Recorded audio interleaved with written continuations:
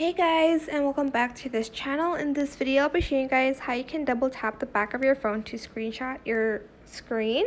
So you're going to go to the accessibility tab here, and you are going to select the touch one. Then you are going to scroll down in the touch section here, go to back tap and select on. Here in double tap, select whichever one you want the double tap for. For instance, you wanted to screenshot your screen, so select that.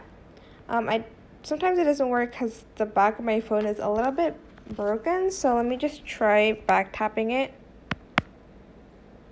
Oh, there we go. It does work. So it's if you hit like on the Apple logo, it doesn't have to be precise, I think. You just have to like double tap it and it's going to do the action that you set it to. There's also a triple tap one. But that is pretty much it. I hope this tutorial was helpful for you guys. Don't forget to like, comment, share.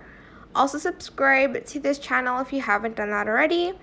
If you have any more questions about this video, just leave it in the comment section down below. I will try my best to answer them all for you guys. If you found this video helpful, please click the thanks button as well. That is it for this video. Thank you so much for watching. Bye!